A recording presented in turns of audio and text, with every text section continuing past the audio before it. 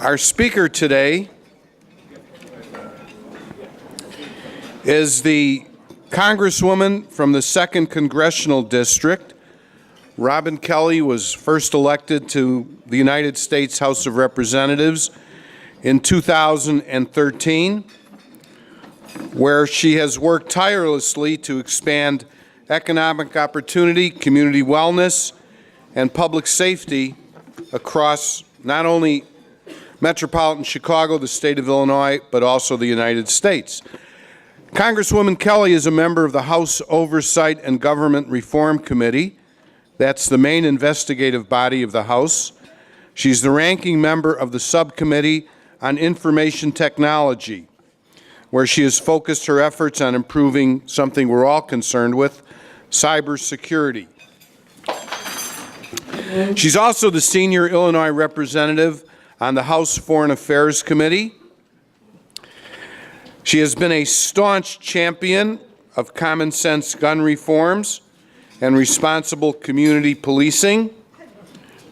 She's co-chair of the Congressional Gun Violence Prevention Task Force, author of the 2014 Kelly Report on Gun Violence in America.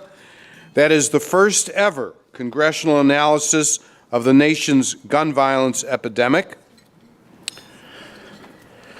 She co-chairs the Congressional Caucus on Black Women and Girls. She also co-chairs the House Democratic Budget Group. Prior to her election to Congress, Robin Kelly was a distinguished member of the Illinois House of Representatives. She served as Chief Administrative Officer of Cook County, President Preckwinkle, and Chief of Staff to Illinois State Treasurer Alexei Giannoulis. Robin Kelly is the daughter of a small business owner and postal worker. She has a bachelor's in arts from Bradley University in Peoria, an MA in counseling, and a PhD in political science from Northern Illinois University. Congresswoman Kelly lives in Madison, Illinois, south suburb, with her husband, Dr. Nathaniel Horn. She has 2 adult children, Kelly and Ryan, and left early enough because she knew what traffic would be like to get here in plenty of time to be our speaker this morning. We really appreciate that. Congresswoman Kelly, let's give her a big round.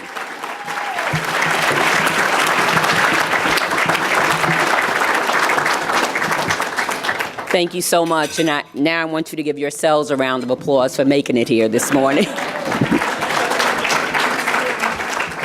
Good morning, and thank you all for coming out today, and especially so very early. I'd like to thank the City Club for inviting me to speak and for all the work you do to keep our city engaged and informed. My comments today are less of a speech. Someone told me to come and kick butt, but I'm not going to kick butt today. My comments today are less of a speech and more of a series of questions that I hope I can provide some answers to. But some of these questions are too big for one person to answer. They are questions we need to answer as a nation. These are big questions about who we are, how we treat each other, and what kind of future we want to leave our children and our grandchildren. Will they have a better and brighter future? Will the future of energy and technology be innovated here or in Shanghai? Will our nation continue to lead the world in innovation and human rights? These are tough questions with no simple answer and no simple path forward. So let's start with the big one. Is bipartisanship dead? Recent polling from Pew Research Center shows that we are a deeply divided nation, no surprise to anyone here, perhaps more now than ever before. Over the past 2 decades, the number of Americans who express a consistently liberal or consistently conservative position has more than doubled. And since 1994, individuals who express a highly negative view of members of the other party have also doubled. In just over 2 decades, we've managed to push ourselves further and further apart from one another, and it continues to grow. How can we even talk to each other with so much space dividing us? Well, we've done more than retreat to our individual entrenched bases. We've begun demonizing each other, and that's the most dangerous element. Right now, 44% of Democrats and 45% of Republicans have a very unfavorable opinion of the other party and its members. By comparison, fewer than 20% in each party held the same view in 1994. And I will tell you, because people never believe this, that in Congress, we get along much better than you would think. And I liken it to two teams, like, let's say, I'll leave baseball alone. But, let's say the Warriors in Cleveland, they fought each other for the championship, but as soon as the game was over, they hugged each other. LeBron hugged Kevin Durant and all of that, but the fans are the ones that, you know, keep the dislike and the hate or the whatever going. But the teams really at the end do get together, and we do too in DC, even though it may not look like that. But we've truly begun to define ourselves by our own personal politics. We've crafted a dangerous us versus them mentality. Tragically, we are no longer Americans who see the world differently. We are no longer Americans committed to the same goal with different means of achieving it. We are Democratic Americans and Republican Americans. We are a country of red and blue. Fox News versus MSNBC, Huffington Post versus Breitbart. We each and every one of us, we must work to change it. How did this even happen? What is driving this division? A division that's getting worse, not better. Research shows a few potential causes are personalized silos created by engine algorithms and social media, news outlets that have become more propaganda than substance, political gerrymandering that allows politicians to pick their constituents instead of the other way around, Russian-funded ads designed to foster racial divide, and a 24-hour news cycle that places more importance on breaking news than the actual policy ramifications on families. All of these are contributing factors, but none of them is as important as a personal decision to see someone who disagrees as other. Information is information. Media is media. It was us, the royal us, who decided to demonize our opposition. That's on us and no one else. More than 300 years later, we as a nation have fallen into a trap that President Washington warned us in 1796 in his farewell address. And I'm going to tell you this little quote, but it's not the Hamilton rap version. And I quote, "Of parties and party ideology," he said, "they are likely in the course of time and things to become potent engines by which cunning, ambitious, unprincipled men will be enabled to subvert the power of the people and to usurp for themselves the reins of government." Words spoken in 1796 are now playing out in 2017. We know there's a problem. Hundreds, if not thousands, of editorials and columns have examined it. So the question now becomes, have we gone too far? Can we bring ourselves back from the brink? When we look back on our history, we see another time when divisions had grown this wide and the rhetoric this heated. That time, those tensions boiled over into a civil war that pitted brother against brother, American against American, and cost more than 1 million American lives. Well, I'm not convinced that we are careening toward armed conflict. We are already seeing tensions boil over into violence, as evidenced in Charlottesville and the death of Heather Heyer. Add to that swastikas painted on synagogues, chants of blood and soil, and kids using slurs in classrooms. While we are not teetering on the brink, we are getting very, very close. You don't wait until you're over the cliff to step on the brakes. We can see the cliff. We're nearly there. But I think that we can put on the brakes and come back from the edge, but only if we want to. And I think we do, or at least the vast majority of us. As I travel around this country, I see a new age of activism dawning. People who previously ignored politics are getting engaged on both sides. People are registering to vote, volunteering for campaigns, and running for office like never before. More and more, these people give me faith that there is a path back from the cliff, and it's largely being blazed by young people. Not only do I see their passion and vigor for change, I see them working together and working across the aisle to get things done. They see their promise of a better future slipping away, and they are working to reclaim it for themselves and for their children and one day their grandchildren. Frankly, they cannot understand why we can't figure out how to work together, and to be honest, they're right. We've been working with others since kindergarten. Why is it so hard to come together after we're elected? Which brings me to my third question. What does it really take to work together? Do you have to like someone? No, but it helps. Agree with them on everything? No, because there'd be fewer marriages. So you learn to compromise. Cheer for their baseball team? I hope not, since I'm a diehard Yankee fan. Sorry. Or sit next to them at the State of the Union? No, I never do. But it does take one thing pretty basic, and that is respect. We have to at least try and understand where someone is coming from, understand why they think a certain way, and respect their integrity, because most of us are really trying to do the right thing. Once you have a foundation of respect, you can see a path forward. But in today's political climate, where compromise is a swear word, you need a little more. You need a commitment to finding solutions. I call this a solutions-only mindset. Stay focused on solutions that work for Illinois families. Ignore the political noise. Ignore the loudmouths on both sides. And remain committed to doing the things that truly help people. It's not a difficult mindset to put into practice. In August, I hosted my first solutions-only inquiry on health care. The rules were simple. Stay focused on real solutions, no name-calling or finger-pointing, and facts and evidence really do matter. While I was disappointed that not one of my Republican colleagues from the Chicagoland area accepted my invitation, this was the first solutions-only conversation, not the last. They will be invited again.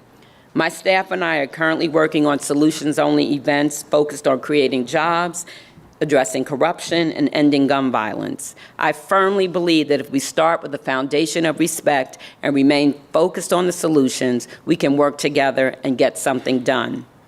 And if we need to sweeten the pot a little to make it work, I found that some Garrett's popcorn can help seal the deal.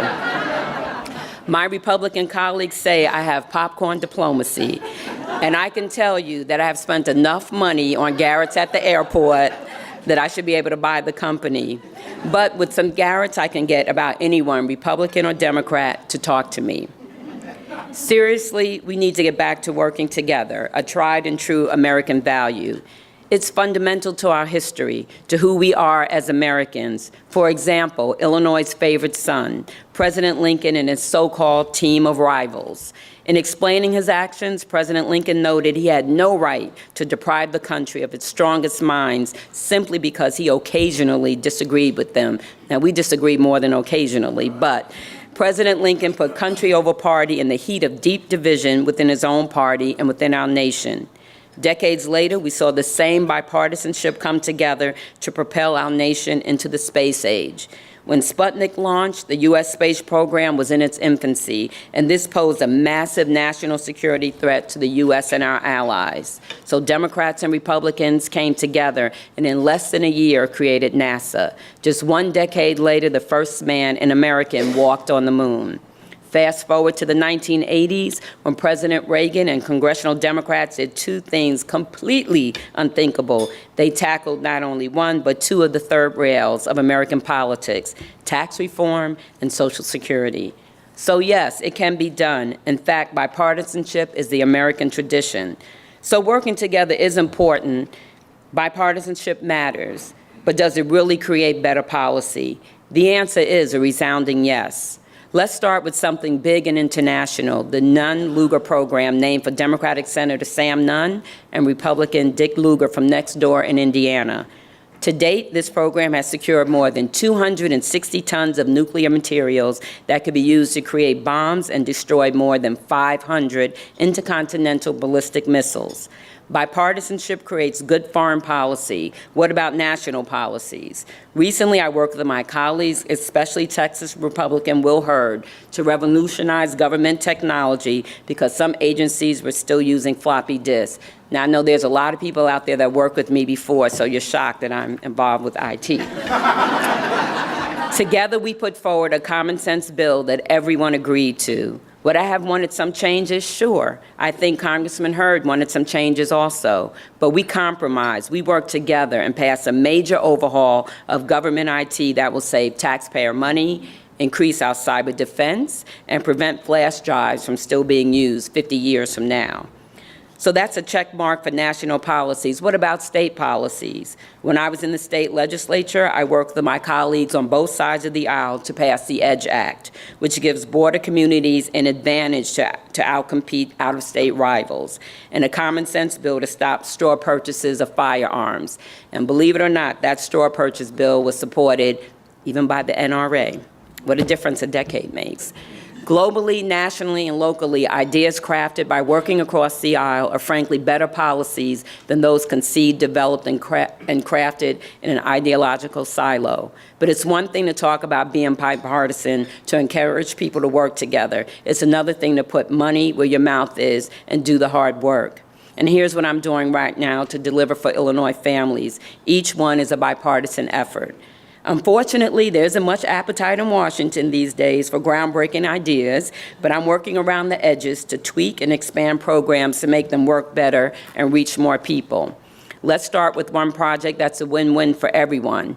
It's my Feeding America Through Farm Flexibility Act, which has been endorsed by the Illinois Farm Bureau and is co-sponsored by my downstate Republican colleague, Rep. Mike Boss. And it's pretty simple. It tweaks the crop insurance to allow farmers to grow more fruit and vegetables to help feed families living in food deserts. Right now, the crop insurance limits farmers growing fruits and vegetables on just 15% of their land. If they grow more, they start losing crop insurance. My bill increases that threshold to 20% if the additional 5% is donated or sold into a food desert. It's a win-win because families can get healthy food and farmers can grow and sell higher value products, critical when commodity prices are so low. I'm glad to share that this legislation will be part of the Farm Bill coming forward later this year. At least that's what they tell me. Helping farmers feed hungry Americans is only one of my projects. I'm also working to make it easier to put government services in your pocket.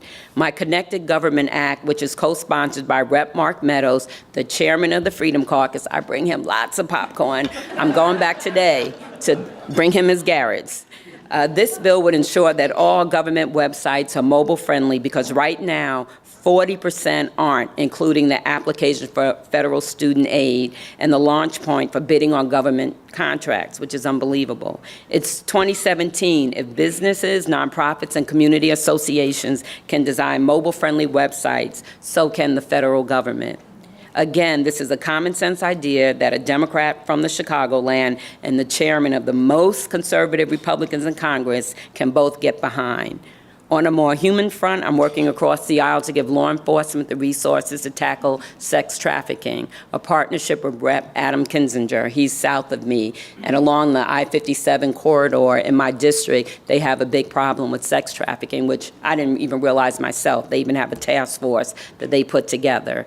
And with the Republican former teacher from Ohio, Rep. Steve Chabot, we just passed legislation making sure every girl has an opportunity to go to school. I'm proud to say that the Chabot-Kelly bill just passed the full House and is now headed to the Senate. But how do we go from tweaking programs and fixes around the edges to new innovative ideas that create jobs, protect lives, and drive real positive change? How do we move from the small things to the big ones? In the wake of the tragedy in Las Vegas, I think we have an opportunity to address one of those big things, something I'm passionate about, gun violence prevention. There is a bipartisan bill to ban bump stocks, something we've all heard a lot more about, a device that turns an assault weapon into a machine gun, something that's been outlawed since the days of Al Capone. We started off on a great foot. We had a bipartisan introduced introduced and members were signing on. Unfortunately, I see the wheels of progress grinding to a halt on this. Instead of passing a common sense bill, we see the Speaker blaming President Obama, and we see the NRA reversing its original position and returning to its guns everywhere, rules nowhere agenda. I'm going to keep the faith that we can move this forward, like I worked with Republicans in the General Assembly to move anti-straw purchasing legislation. But something needs to happen. Something needs to change. On gun violence and so many other issues, we keep running into the same roadblocks, the billions in dark money that pour into elections. Right now, too many of my colleagues are more afraid of their donors than the people who actually go to the polls on Election Day. We just saw a congressional race cost $15 to $16 million. Is that really the democracy that we want? Do we want politicians that are bought and sold to the highest bidder? I think we need to return to the days of my role model, Congresswoman Shirley Chisholm, who was proudly unbought and unbossed. But how can we, the people, compete against the millions and billions that pour in? We have to stand up. We have to speak out. Earlier this year, a cascade of phone calls stopped the repeal of the Affordable Care Act, not once, not twice, but 3 times. We know that people power works, and my colleagues are starting to listen more and more to the people who actually put them in office instead of just listening to those who funded their campaign. But we still have a long, long way to go, and that goes for both sides of the aisle. It's time to get the money out of politics and put people back in.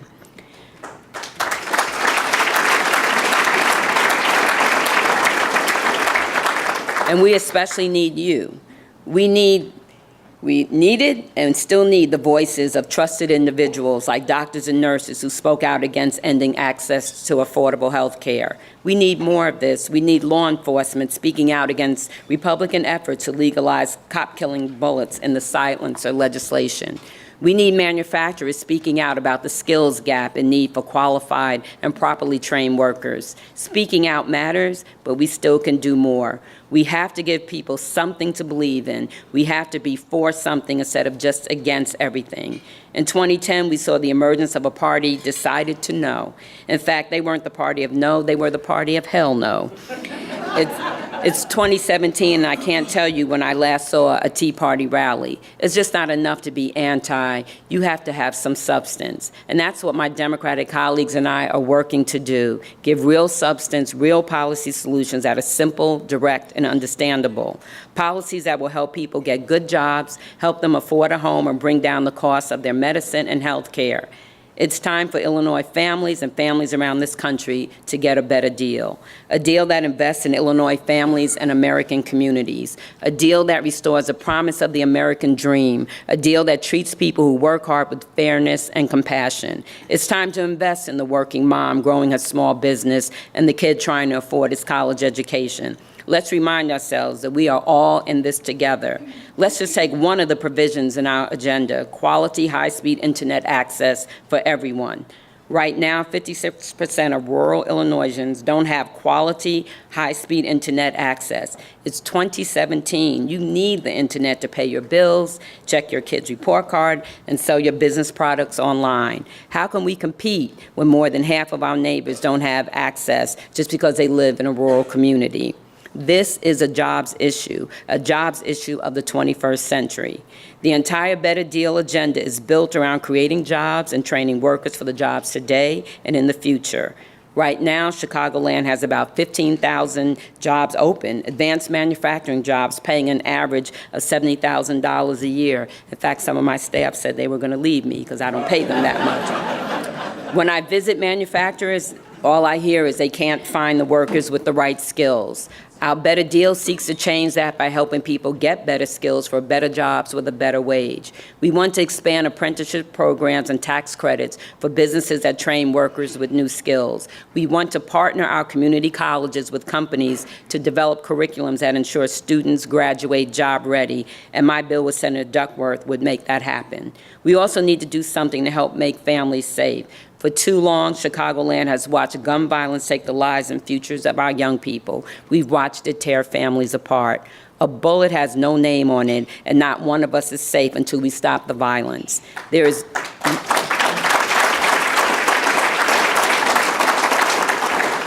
is no one simple, easy solution, but we can take some concrete steps like ending the flow of out-of-state guns that's spilling blood on our streets. According to the CPD, nearly 60% of crime guns come from outside of Illinois. A quarter come from our neighbors in Indiana and Wisconsin, yet there's still no federal gun trafficking statute. But we can and must do more. Let's take the common sense steps that are supported by 90% of Americans and 70% of NRA members and pass background checks. In the coming days, I have a meeting with a senior colleague on the other side of the aisle to talk about gun issues. When I reached out, I went over and I explained that I just wanted to understand their point of view regarding background checks, the Charleston loophole, gun trafficking, and straw purchases, because I'm very open-minded, but I just can't understand the rationale, so we'll be meeting on Tuesday.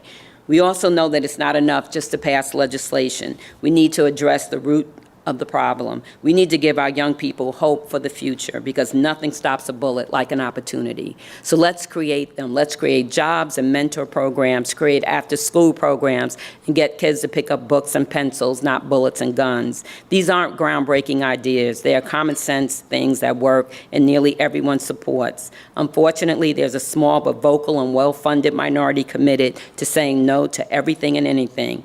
Now, I could go on about the challenges and solutions, but we can talk for days about what we should do or could do, but there's really only one question left that matters. Do we really want to change? Are we ready to work together for a better future instead of fighting for the scraps of the present? Can we come together and look beyond the next election, the next redistricting, and actually do something, anything for American families? Can we have the same goals but agree that we have a different means for achieving them? Can we get back to American values, values of a respected opposition and respecting the voice of American people and not just those of campaign donors? Can we really come back from the brink and give families something to believe in? Can we finally be for something and not just against everything? I think we can. If we focus on one key question, can we agree that we want to leave children and our grandchildren a better future? Okay, that's enough questions from me.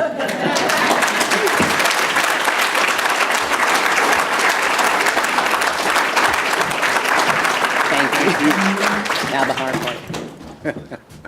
Thank you very much, Congresswoman. That was great. By the way, you know, the average person all around the world speaks at a rate of about 175 words a minute. You may have established a new record. That's real. That's terrific. It's the New York in you. Okay. Keep beating us up. No, we lost too, so. Well, yeah, but I'm a lifelong White Sox fan. We would always be in first place till mid-June when the Yankees would come to town for a 4-game series, and you would always win 3, maybe 4, and that was the end of our season. Okay. We have a number of questions here that people would be delighted if you could respond to. I will do my best. The first is from Tom Johnson with the Better Business Bureau, member of the City Club. It's all about the ever-growing threat of cyber crime to U.S. businesses. What can be done? What is happening in Washington? How can we team up with your cyber crime team? Great question. My chairperson, I'm the ranking, he's the chairperson. He's actually ex-CIA, so he's really, really, really into this and has been working on this issue. We're holding a series of hearings. We did have one hearing in Chicago and one in San Antonio where he's from, but we are looking for public-private partnerships. One of the problems for government, and I don't know if Madam President runs into this and other people, that we can't afford to keep up. We can't afford the people, first of all.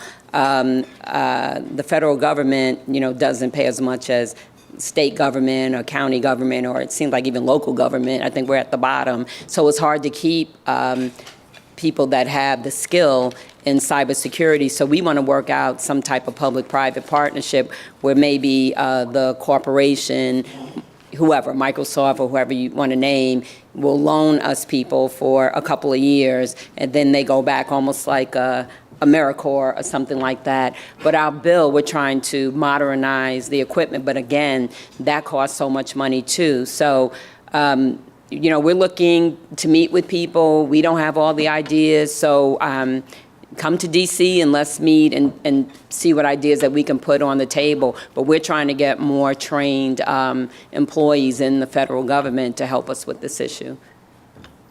Okay, thank you. This is from Jelani Rucker with Zeckelman Industries. As a member of the Congressional Steel Caucus, I bet we didn't know there was a Steel Caucus. Can you describe what the caucus is doing to push the administration and your colleagues to do more to support domestic manufacturing? Yes, there is a manufacturing steel caucus. What we're pushing for is fairness. What we're pushing for is that our people, when they ship things out, don't have to pay so much where they're shipping to, and then we make it so easy for other countries to ship to have their products here. And we constantly are meeting with our manufacturers through hearings and different things like that, and just meetings to keep abreast of what the issues are, like, dropping of steel, illegal logging, just so many things like that that our companies suffer. So we're trying to push, to level the playing field as far as monies that have to be paid. And also, what I would like to see is our manufacturers wind up taking other countries to court, and I would say more times than not, we win, but it's just the money spent, the time spent. So changing the rules a little bit, again, so that it's more fair, because that's the big problem. Okay, this is from Roosevelt University Board of Trustees member Charlie Gardner. Can Democrats do anything to stop the Trump tax reform? And can Democrats capture either chamber in 2018? Two questions.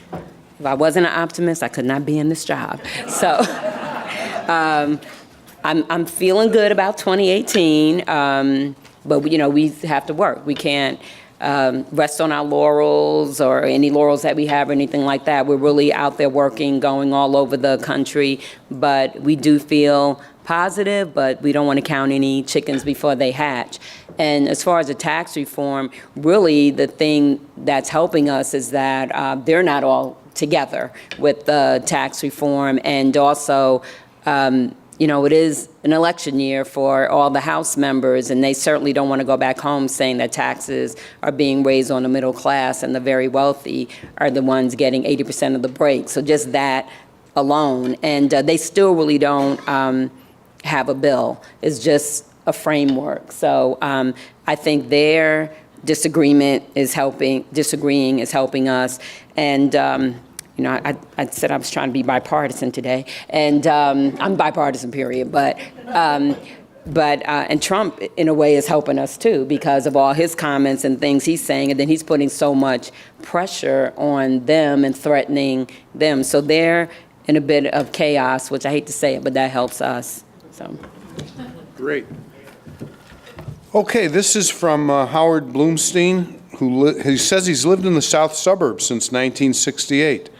It seems there's been success in the past few years in promoting the positive aspects of living in a diverse setting. That's my question. This is your question? No. Oh. What is your opinion in that regard? What more can be done? Well, anyone that knows me in the south suburbs knows that is something that I have fought and pushed for. And when I was the Community Relations Director for the Village of Matheson, we did, all kind of things around diversity and bringing people together and really maintaining diverse communities. In fact, March 8th, 1995, I'll never forget the date. The Sun-Times had the article about the Village of Matheson, but they didn't put it in a positive way. But I think people being involved in the community, I do think it helps to have community relations directors, government relations people that go out into the community. I think it's helpful to have police community relations people in communities. I think that works really well.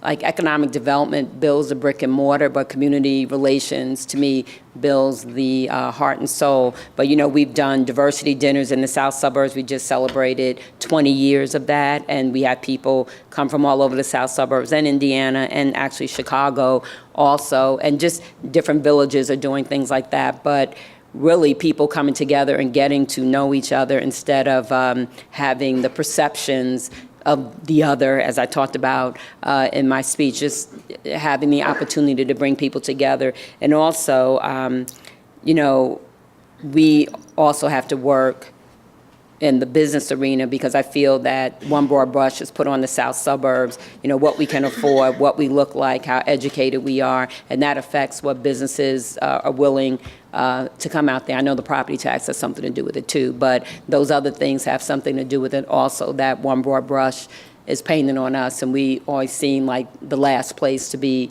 thought about, and I think that's improving because of some of the leadership we have. Okay, Congresswoman, the Garrett's question. you know, we're all interested in how many people, how many percentage on this, on the other, and so on.